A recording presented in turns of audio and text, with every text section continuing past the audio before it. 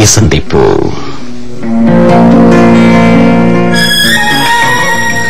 அஸ்ஸலாமு அலைக்கும் அன்பு நேயர்களே. இன்றும் ஆரோக்கிய சந்திப்பு நிகழ்ச்சியில் நேயர்களே உங்களை சந்திப்பதற்கு வாய்ப்பு தந்த வல்ல அல்லாஹ்வுக்கு புகழ் அனைத்தும் அல்ஹம்துலில்லாஹ்.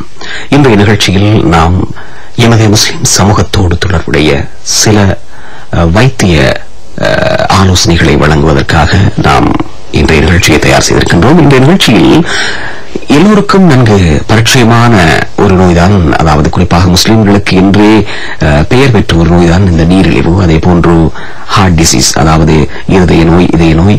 இப்படி இவ்வாறான நோய்கள் அநேகமாக எங்களை தாக்குகின்றன. பேராதனிய போதனா வைத்தியசாலையின் சர்வாங்க வைத்திய நிபுணர் டாக்டர் கமால் அப்துல் நாசர் அவர்கள் இன்றைய நிகழ்ச்சியில் எம்மோடு இணைந்திருக்கின்றார். அஸ்ஸலாமு அலைக்கும் டாக்டர்.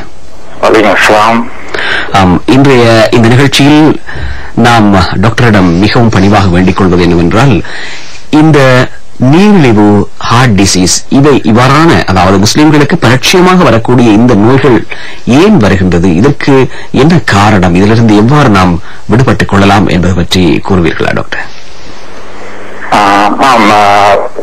உண்மையில் நீரிழிவு மற்றும் உயர்குருதி அமுக்கம் மற்றும் இருதய நோய்கள், அதாவது மாரடைப்பு என்று சொல்லுவோம், அத்தோடு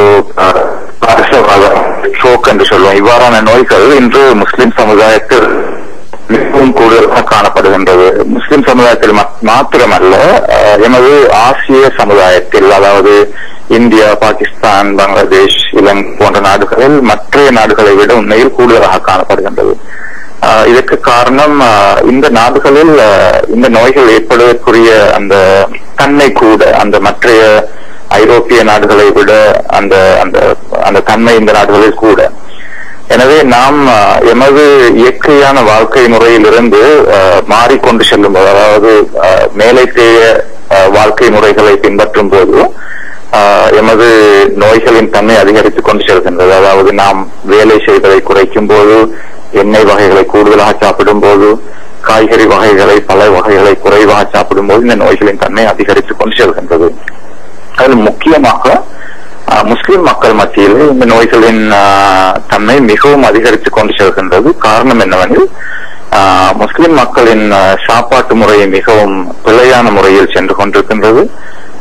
நாம் வேலை செய்வது மிகவும் குறைவாக காணப்படுகின்றது மற்ற சமுதாயங்களுடன். அதாவது இலங்கையை பொறுத்தவரையில் தமிழ், சிங்கள சமுதாயங்களுடன் ஒப்பிட்டு பார்க்கும்போது எமது சாப்பாட்டு முறையில் பாரிய அளவில் பிழைகள் காணப்படுகின்றன. அதே போன்று நாம் வேலை செய்வது மிகவும் குறைவு. எனவே முஸ்லிம் சமுதாயத்தை எடுத்து பார்த்தோம் என்றால், எமது மக்கள் மத்தியில் நீரிழிவு நோய் மற்றும் இருதய நோய்கள் போன்றவை மிகவும் கூடுதலாக காணப்படுகின்றது. எனவே இந்த நோய்களிலிருந்து பாதுகாத்துக் கொள்வதிலும், அதை பற்றி கவனம் எடுப்பதிலும், அவ்வாறு நோய்கள் ஏற்பட்டால் அவற்றை எவ்வாறு நாம் மருந்து செய்ய வேண்டும் என்பதை தெரிந்து கொள்வதிலும் நாம் முக்கிய கவனம் செலுத்த வேண்டும்.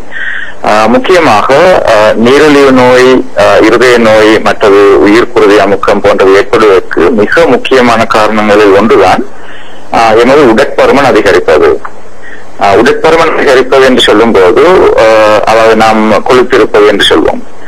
அது சாதாரணமாக ஒரு பார்வைக்கு ஒரு மனிதன் பெரிதாக தெரிவார். அது மாத்திரம் அல்ல, அதாவது ஒருவரது வயிறு பெரிதாக இருந்தாலும் அந்த மனிதருக்கு நீரிழிவு நோய் ஏற்படக்கூடிய சாத்தியக்கூறுகள் மிக அதிகமாக காணப்படும். எனவே ஒருவர் மெலிந்திருப்பது போன்று தெரிந்தாலும் அவரது வயிறு பெரிதாக இருந்தால் அவருக்கு நீரிழிவு நோய் அல்லது ஒரு ஹார்ட் அட்டாக், அதாவது அதை மாரடைப்பு என்று சொல்லுவோம், மாரடைப்பு அல்லது ஒரு பாரிசவாதம், சிலர் அங்கிசவாதம் என்று சொல்வார்கள், இவ்வாறான நோய்கள் ஏற்படக்கூடிய வாய்ப்பு அதிகரிக்கும்.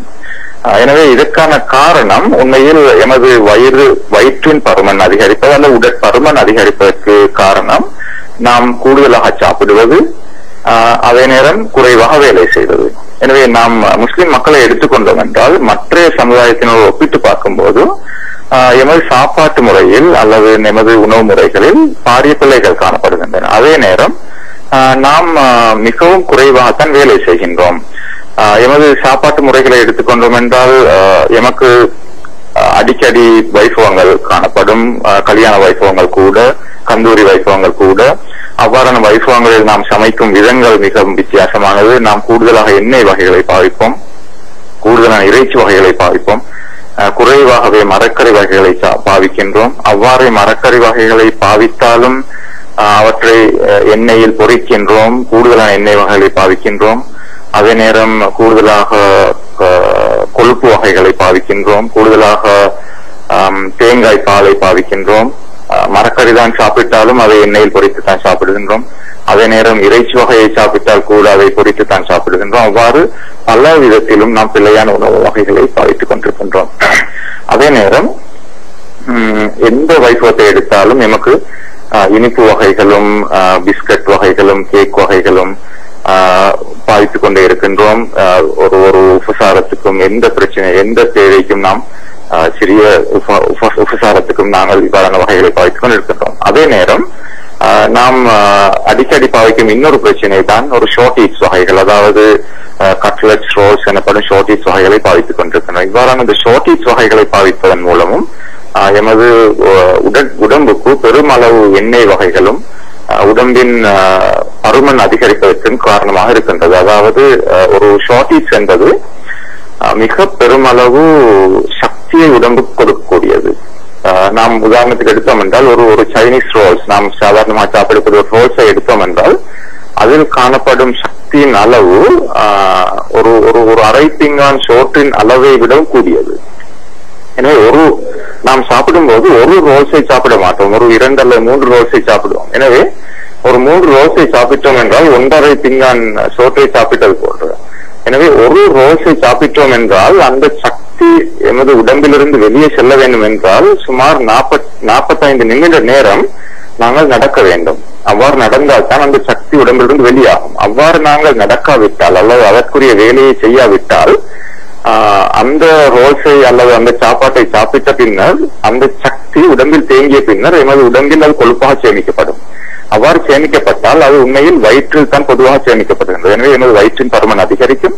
அந்த வயிற்றின் பருமன் அதிகரிக்கப்பட்ட பின்னர் அது உடம்பில் பல பிரச்சனைகளை ஏற்படுத்தி அது இருதயத்துக்கும் மற்ற உறுப்புகளுக்கும் பாதிப்பை ஏற்படுத்தும், நீர்நிலை ஏற்படுத்தும், அல்லது இருதயத்தில் பாதிப்பை ஏற்படுத்தும், அல்லது மூளை நரம்புகளில் பாதிப்பை ஏற்படுத்துவதன் மூலம் உடம்புக்கு பாதிப்பை ஏற்படுத்தும். எனவே தான் உண்மையில் நாம் அவதானிக்கின்றோம், நாம் நினைக்கின்றோம் நாம் அவ்வளவாக சாப்பிடுவதில்லை என்று. எனினும் நாம் ஒரு 2 ஷார்ட் ஈட்ஸை சாப்பிடுகின்றோம், அல்லது பிஸ்கட் கொஞ்சத்தை சாப்பிடுகின்றோம், அல்லது கொஞ்சம் டீயை குடித்துவிட்டு பகல் சாப்பாட்டை சாப்பிடாமல் இருந்து விடுவோம். எனினும் பெருமளவு சக்தியை நாம் உடம்புக்கு எடுத்து விட்டோம். இதனால் தான் எமது சாப்பாட்டில் பெரிய பிழை உண்டு என்று நான் சொல்கின்றேன். அதே போல நாம் சில வேளை குறைவாக சாப்பிடுகின்றோம் என்று நினைத்துக் கொண்டு நாம் பிஸ்கட் வகைகளை சாப்பிடுறோம். உதாரணமாக பொதுவாக மக்கள் நினைத்துக் கொள்வதுண்டு கிரீம் கிரக்கர் என்பது ஒரு சுகதைகள் சாப்பிடக்கூடிய உணவு என்று. இந்த கிரீம் கிரக்கர் என்பதை சுகதைகள் சாப்பிடக்கூடிய உணவு என்று மக்கள் உண்மையில் நோயாளிகளுக்கு கூட எடுத்துச் செல்வார்கள். உண்மையில் நீங்கள் கிரீம் கிரக்கர் என்னும் உணவை எடுத்து பார்த்தீர்கள் என்றால் இந்த கிரீம் கிரக்கர் என்னும் பிஸ்கட்டில் ஒரு 10 கிராம் மாவு காணப்படுகின்றது. அத்தோடு பெருமளவு கொழுப்பு காணப்படுகின்றது, அதாவது பட்டர் போடப்படுகின்றது, பெருமளவு உப்பும் காணப்படுகின்றது.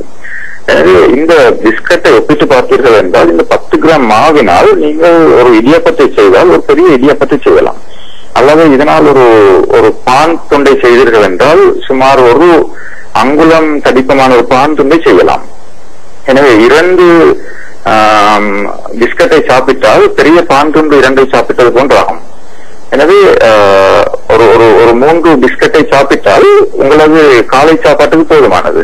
எனினும் மக்கள் நினைத்துக் கொள்கின்றார்கள் இந்த பிஸ்கட்டை சாப்பிடுவதால் உடம்பு மெலியும் என்று, அல்லது சீனி நோய் குறையும் என்று. உண்மையில் இந்த பிஸ்கட்டை சாப்பிடுவதன் மூலம் உண்மையில் சீனி நோய் முற்றுகின்றது, அதாவது சீனி நோய் கூடுகின்றது. அதே நேரம் உடற்பருமன் கூடுகின்றது. அதே போல உடம்பில் கொழுப்பு சேர்கின்றது, உப்பு மேலதிகமாக சேர்கின்றது. எனவே உயர்குருதி அமுக்கம் கூடுகின்றது, அதாவது பிரஷர் கூடுகின்றது.